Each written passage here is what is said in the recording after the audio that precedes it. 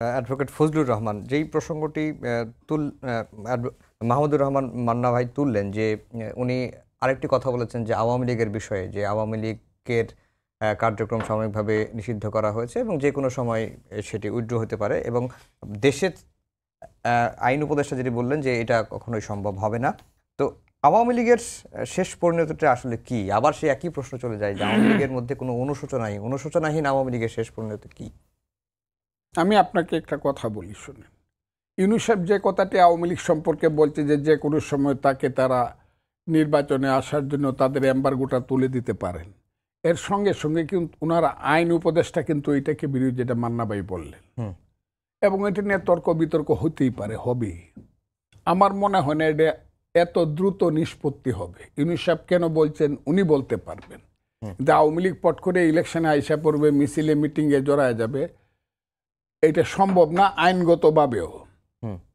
আবার বাস্তবতাটা হলো, রাজনৈতিক বাস্তবতাটা হলো, আওয়ামী লীগকে যদি এখন ছেড়ে দেওয়া হয় যে তুমি মাঠে যাও, দৌড়ায় মিছিল করতে পারবে, পুলিশ তাদেরকে না ধরলেও যেসব নেতারা আওয়ামী লীগ গত 15 বছর চালিয়েছেন, মন্ত্রী বলেন, নেতা বলেন, সমস্ত নেতারা, তারা কেউ এসে একটা মাঠে এখন আর আগের মরালিটি নিয়ে আর কোনো বক্তব্য রাখতে পারবে না, মানুষদেরকে দূর দূর করে তাড়ায় দিবে। আমি কিন্তু একসময় বলছি যে এইসব নেতাদের নেতৃত্বে যদি আবার আওয়ামী লীগ করতে চায়, তাহলে আওয়ামী লীগের আলে একতে 10 বছর সময় লাগবে। আমি এখন এটা বিশ্বাস করি। ওইসব কালিমুখ যেসব নেতাদের মুখে আছে, এদের নেতৃত্বে আর আওয়ামী লীগ হবে না। আর ইলেকশন যদি ফেব্রুয়ারিতেই হয়, তা আওয়ামী লীগ আইসাও কোনো লাভ হবে না। তবে আমি একটা জিনিস মনে করি, এই দেশে একটা রাজনৈতিক শক্তি, মুক্তিযুদ্ধের পক্ষের একটা রাজনৈতিক শক্তি ইলেকশন করা দরকার। It is not Awami League. আবারও বলতেছে, আমাকে ভুল বুঝে সবাই। এর কারণটা আমি এই কারণে বলি, বিএনপি এবং জামাত যদি পাল্টাপাল্টি দুইটা ফ্রন্টে ইলেকশন হয়, বিএনপি মেজরিটি পাবে, জামাত বিরোধী দলে যাবে। কিন্তু 6 মাস বা 1 বছর পরে যেটা ঘটবে, এটা আমার ধারণা 2 বছরের মধ্যে ঘটবেই, যে ইরানের বনি সদরের মতো এই যে জাতীয়তাবাদী শক্তি বিএনপিকে যে কোনো তাদের ত্রুটির জন্য হোক, সাংগঠনিক অবস্থানের জন্য হোক, সরকার চালানোর ব্যর্থতার জন্য কথা বলে হোক, আন্দোলনের সংগ্রামে, এইসব ধর্মের নামে যেসব শক্তি রাজনীতি করে, ধর্ম ব্যবসায়ী জামাত সহ, তারা তাকে ফালায় দেয়া এটাকে এক ধরনের আফগানিস্তান, এক ধরনের ইরান, এক ধরনের সিরিয়া, এই জায়গাতে বানাবে। জাতীয়তাবাদী শক্তি মুক্তিযুদ্ধ চিরদিনের জন্য হারায় যাবে। সেই কারণে এটা আমি কিন্তু খুব খুব কনফার্মলি কথাটা বলছি। এখানে মধ্যে যদি জাতীয়তাবাদী শক্তি, মানে মুক্তিযুদ্ধের, রিয়েল মুক্তিযুদ্ধের পক্ষের একটা ফোর্স থাকে, তাহলে জামাত এখানে বা তাদের শক্তি, ইসলাম শক্তি এখানে থার্ড হবে ইলেকশনে। কাজেই এখানে তাদেরকে সুযোগ দিতে হবে। এখন ওই রিপোর্টার্স ইউনিটিতে গিয়ে একজন কথা বলতে মুক্তিযুদ্ধের পক্ষে গেলেই যদি পিটমোড়া বান্ধিয়া দৈরা পিটায় নিয়ে, পুলিশ নিয়ে, সন্ত্রাস দমন আইনে কেস দিয়ে দেয়, লতিফ সিদ্দিকী, মঞ্জুর আলম পান্না বা কলেজের ইউনিভার্সিটির প্রফেসর কার্জন সাহেবের মতো, তাহলে তো এখানেও মুক্তিযোদ্ধারা তো আর বাড়িতেই পারবেন না। অবস্থাটা এইরকম। আমি আপনাকে খুব ক্লিয়ারলি বলি, ইউনূস সাহেবকে মান্না ভাই স্যার লাগে, আমিও চিটাগাং ইউনিভার্সিটিতে বলে উনি আমার ডাইরেক্ট স্যার হতে পারতেন, কিন্তু আমি ওনাকে স্যার মনেই করি। আমিও মনে করি উনি স্যার হওয়ার মতো মানুষ।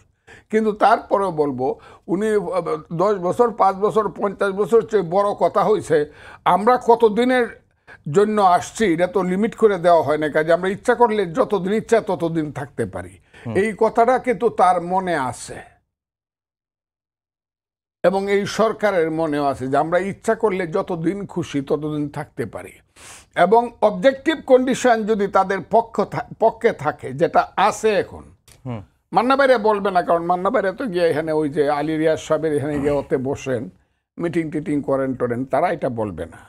আমি বলবো, এইখানে যারা এই দেশটাতে যারা খেলতে চায় জাতীয় এবং আন্তর্জাতিকভাবে, সেই খেলোয়াড়রা উপস্থিত, এবং সেই খেলাটা কিন্তু চট্টগ্রামে হচ্ছে, সেন্ট মার্টিনে হচ্ছে, আমার দেশের ভিন্ন শক্তি করতেছে। আর আমার দেশের এই যে স্বাধীনতা বিরোধী শক্তি যারা 71 সনে পরাজিত হয়েছিল, তাদের কিন্তু ওই যে আমি বলি 5ই আগস্ট ঘটছে দুইটা কারণে। আমরা মান্না বাইরে মিল্লা বিএনপি সহ 31 দফা সহ আমরা ঘটাইছিলাম এই দেশটাকে একটা গণতান্ত্রিক রূপান্তরের জন্য, হাসিনাকে বিদায় করিয়া। আর পিছনের জামাত যে শক্তি, ওই যে সার্জিস আলমরা বলে এরা হইল কি ভ্যানগার্ড, ওই যে ভ্যানগার্ড শক্তি যারা ছেলেরা সামনে ছিল, তারা কিন্তু বলছে আমরা কি 5ই আগস্ট ঘটাইছি খালি ইলেকশনের জন্য?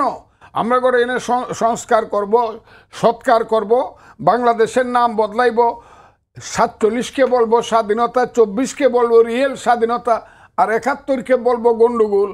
71-এ কিছু হয় নাই, এইটা হলো বিদেশি শক্তি বাইদের মধ্যে গন্ডগোল লাগাইছে। খেলা হইলো এই জায়গাতে। এই খেলা শেষ না হওয়া পর্যন্ত ইউনূস সাহেব ইলেকশন দিতে পারবে না।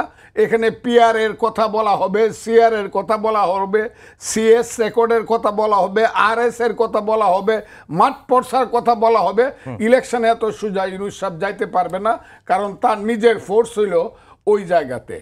এবং ইউনূস সাহেব যতই তারেক রহমান সাহেব এবং বিএনপিকে বলুক যে শান্ত থাকো, তোমাদেরকে ইলেকশনে দিয়া দিব, কিন্তু আলটিমেট গোল হইল ইলেকশনে গেলেও যদি জামাত যায়, এইভাবে যায় ইলেকশনে গেল, আমি মান্না ভাইকে সামনে রেখে বলতেছি যেটা হবে, 18 সনের ইলেকশনে আমাদের অভিজ্ঞতা আছে। সমস্ত ভোট, সমস্ত সমর্থন, 90% সমর্থন মনে করেন একজনের পক্ষে, আমার পক্ষেই মনে করেন একটা এলাকাতে 90%। পরের দিন হঠাৎ করে দেখা গেল শীতের দিনে একটা মামলা হয়ে গেল, অমুক জায়গাতে আওয়ামী লীগ অফিস পুড়ে দেওয়া হয়েছে, 200 জনের নাম আমার 3 থানার, 500 জন অজ্ঞাত আসামি। এখন গিয়ে 1 মাস আপনি বিলের মাঝে গিয়া সাতরান গিয়া পুলিশ মিলিটারি সব সুষ্ঠু ইলেকশন করার জন্য খালি বিএনপির কর্মীরা দৌড়াইব। ইলেকশন করবেন যদি মনে করে এই সরকার, যতই নির্বাচন কমিশন সঠিকভাবে হোক, সরকার যদি মনে না করে যে ইলেকশন সঠিক করতে পারবে এবং ইউনূস সাহেব হল এটার পক্ষে, আমি বলি কেন, কারণ হবে এই কারণে সমস্ত জায়গাতে জামাতের প্রশাসন বৈশা আছে, সমস্ত বাংলাদেশ। কেউ বিশ্বাস না করে তারা নির্বাচন হলে জামাত সরকার গঠন করবে ডক্টর মোহাম্মদ ইউনূস। যদি জামাত সরকার গঠন বুটে না, কিন্তু আজকে লেখছে ফজলুর রহমান বলছে 60% ভোট না, আমি বলছি না, আমি বলছি জামাত ভোট পাইবে 6%, কিন্তু দেখাইও দিতে পারে যে 60% ভোট পাইছে। কারণ সমস্ত প্রশাসন, আমি আমার ব্যক্তিগত অভিজ্ঞতা থেকে, যন্ত্রণা থেকে কইতেছি, 10 মাস যাবৎ কিশোরগঞ্জের প্রশাসনের যে যন্ত্রণা আমি পাইতেছি, এটা অকল্পনীয়। জি, কথাটা বুঝছেন? আপনার সাথে হাসাহাসি করে কথা বলবে, একটা কাজও আপনার করবে না। আপনার কাছে আবার আসবো মাহমুদুর রহমান।